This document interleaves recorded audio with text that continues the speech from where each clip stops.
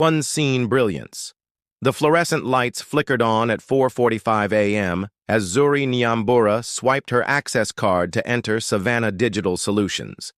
The sleek glass building, standing tall among Mombasa's coastal skyline, housed Kenya's fastest-growing tech company, and for the past 11 months had been where Zuri spent her early mornings cleaning other people's messes. "Morning, Mizzy Kamau," she greeted the elderly security guard who nodded sleepily from his post. "Early as always, Zuri," he replied, sliding her the clipboard to sign in.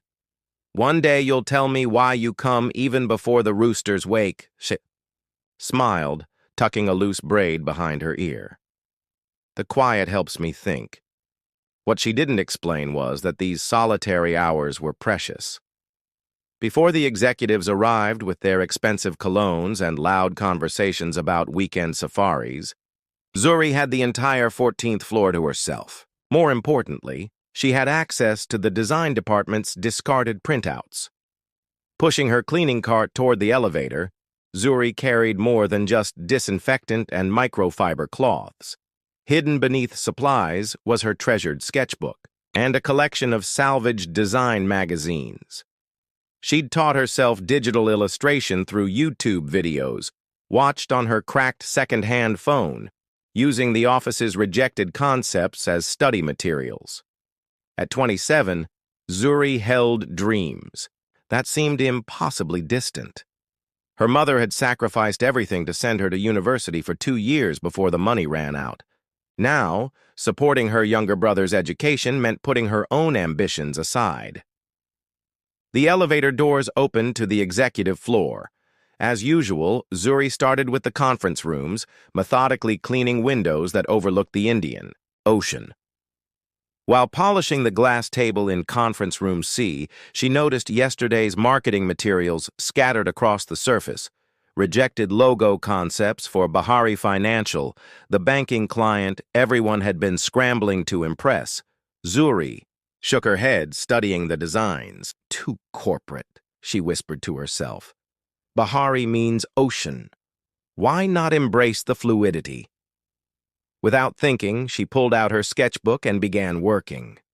Time disappeared as her pencil moved across paper, reimagining the stiff corporate symbol into something that captured both professionalism and the dynamic nature of its name. "Those are quite good." The deep voice startled her so badly she dropped her pencil. Standing in the doorway was Faraji Kiprop, the company's enigmatic founder. At 38, he rarely interacted with employees below executive level, known for his brilliant mind and preference for solitude. Unlike other tech millionaires, he dressed simply, today in a plain navy button-down and khakis. "I'm so sorry, sir," Zuri stammered, frantically closing her sketchbook. "I finished cleaning and was just... May I?" He gestured toward her book, his expression unreadable. With trembling hands, Zuri surrendered her most personal possession. Faraji silently flipped through pages of logo redesigns, user interface concepts, and app layouts, all reimaginings of the company's client work. "How long have you been designing?" he asked finally. I mean, it's just sketches," she replied, eyes fixed on the floor. "That's not what I asked, Zuri." She looked up, surprised he knew her name. "Always," she admitted softly. "But seriously, for about 6 years." Faraji nodded, studying the Bahari logo concept. "This is better than what our team produced after 3 weeks of work." He handed back her sketchbook. "Finish your shift, then come to my office at 9. Before she could respond, he was gone, leaving Zuri frozen between terror and impossible hope. The silent opportunity. The clock's digital numbers flipped to 9 a.m. as Zuri stood outside Faraji's office, her uniform exchanged for the only decent outfit she owned, a modest blue dress she reserved for church. Her heart pounded against her ribs as she recalled the morning's encounter. Never in her 11 months at Savannah Digital had she spoken to the founder, let alone been summoned to his private domain. "Come in," Faraji called after her tentative knock. His office surprised her. No flashy artwork or status symbols, just clean lines and large windows. A solitary framed photograph showed him with an elderly woman, presumably his mother. Faraji gestured to a chair across from his desk. "The Bahari financial pitch is tomorrow," he began without preamble. "Our design team has produced adequate work, but nothing that will truly distinguish us from competitors." Zuri nodded, clasping her hands to hide their trembling. "I want to include your concept, but anonymously," he continued, studying her reaction. "I'll present it as an alternative direction from a consultant. If they choose it, and I suspect they will, we can discuss next steps." "Sir, I don't understand," Zuri found her voice. "Why not just give them my design with proper credit?" Faraji leaned back, a hint of something, amusement perhaps, crossing his usually impassive face. "Tell me, Zuri, if I announced that our cleaning staff had outdone our design department, how do you think both groups would react?" Understanding dawned. The designers would be humiliated, and her fellow cleaners might face scrutiny or jealousy. "But isn't that deceptive?" "Strategic," he corrected. "I'm offering you an opportunity to let your work speak for itself, free from preconceptions. The truth will come out, but only after your talent has been objectively recognized." After a thoughtful pause, Zuri agreed. Faraji asked for her digitized version of the design, which she sheepishly admitted she couldn't produce. She had no computer at home. Without comment, he led her to an empty office with a design workstation. "This room isn't monitored. Take today to digitize your concept. I'll make excuses for your absence with the facilities manager." For 6 glorious hours, Zuri worked with professional software she'd only dreamed of using. By late afternoon, her concept had evolved into a sophisticated design system that maintained her original vision while adding technical refinements. When Faraji returned, his typically stoic expression gave way to genuine admiration. "This exceeds expectations," he said quietly, reviewing her work. "Go home and rest. Tomorrow will be interesting." The following day, Zuri cleaned the conference room as usual, heart racing as executives filed in for the Bahari presentation. She lingered nearby, pretending to dust, as Nima Ochieng, the head of design, presented 3 concepts. The client representatives nodded politely, but their enthusiasm seemed forced. Then Faraji spoke. "We have one more direction to consider, a last-minute exploration from an outside perspective." When her design appeared on screen, the energy in the room transformed. The Bahari executives leaned forward, expressions brightening as Faraji explained. The thinking behind the fluid, powerful imagery that incorporated both financial stability and oceanic movement. "This is exactly what we wanted," declared the Bahari CEO. "It captures our essence perfectly. Who designed this?"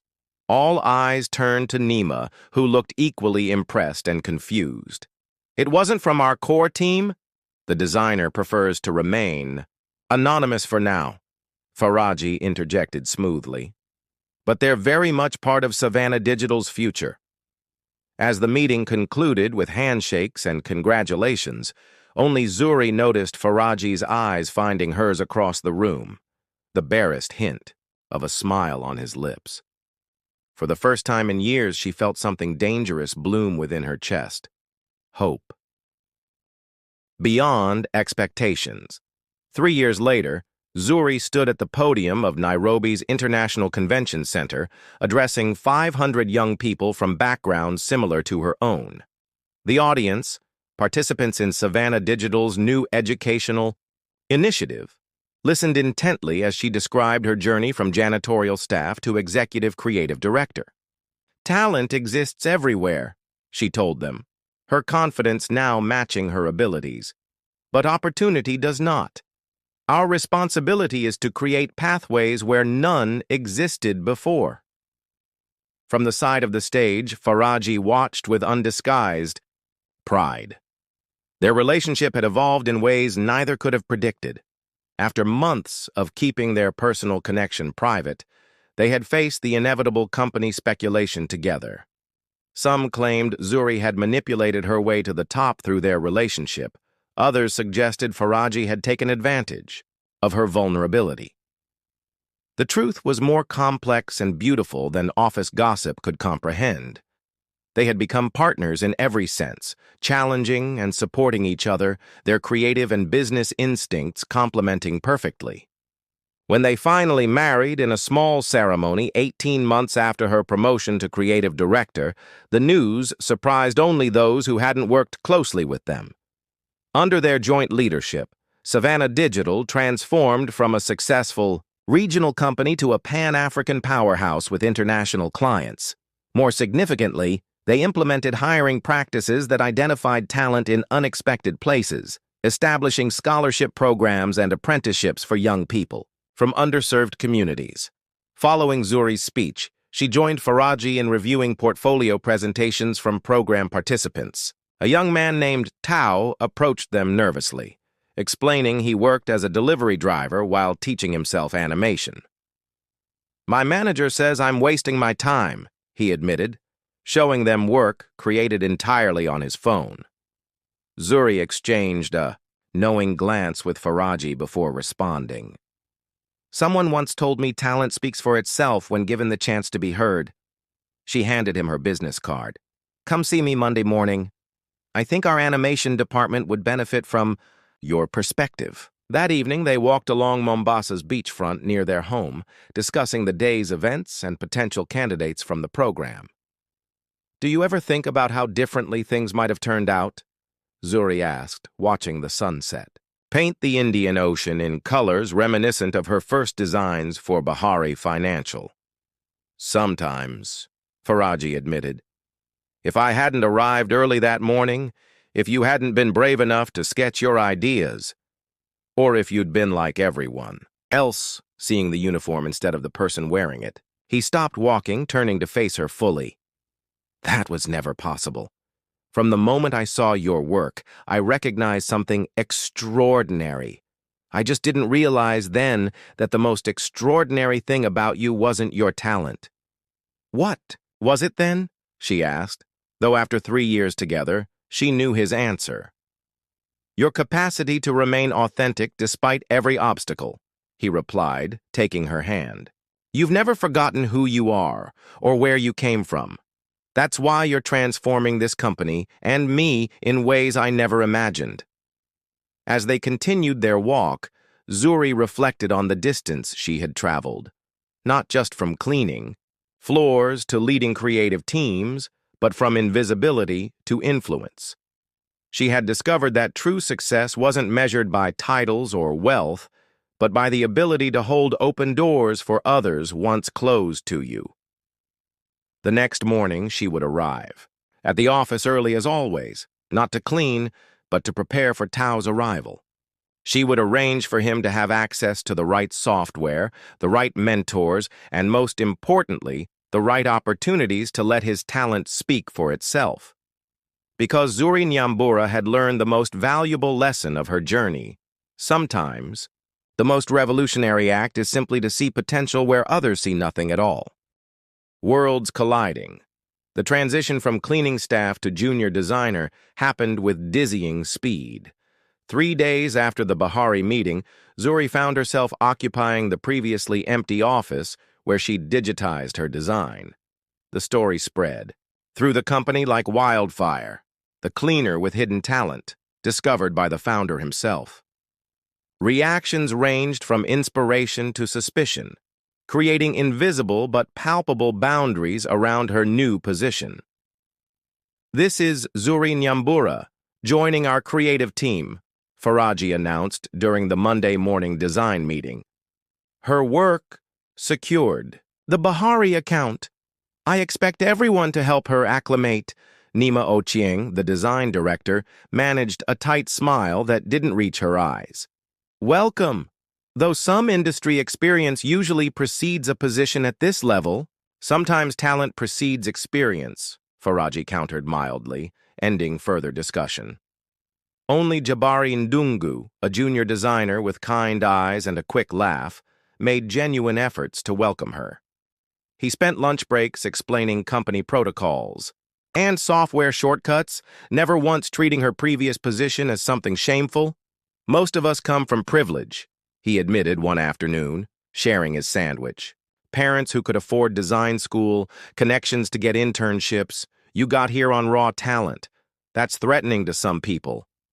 Zuri nodded, grateful for his friendship, but still feeling like an imposter in her new clothes. Simple but professional attire Faraji had arranged through the company's expense account. I keep waiting for someone to hand me a mop and tell me there's been a mistake. The only mistake was not discovering you sooner, came Faraji's voice from behind them. Jabari quickly excused himself, leaving them alone in the break room. In UI. The following weeks, Zuri worked harder than she ever had, arriving early and leaving late. Her former cleaning colleagues watched her transformation with a mixture of pride and distance, while the design team gradually began acknowledging her contributions, especially after her concepts for 2 additional clients received approval. Faraji remained an enigma. During business hours, he treated her with the same professional courtesy he showed other employees, though she occasionally caught him observing her from across rooms. But 3 or 4 evenings a week, he would appear at her office doorway as the building emptied. "Still working?" he would ask, though obviously she was. These evening conversations evolved into informal mentoring sessions. Faraji would review her work, offering insights about business strategy that went beyond design. Principles. Sometimes they ordered dinner, sitting on the floor of her office surrounded by sketches, talking about everything from color theory to their childhoods. Zuri learned that Faraji had grown up in Kibera, Nairobi's largest slum, raised by his grandmother, after losing both parents to illness. His path to success had been paved with scholarships and relentless determination, not unlike her own journey. "Why did you help me?" she asked one night, the question that had lingered since their first encounter.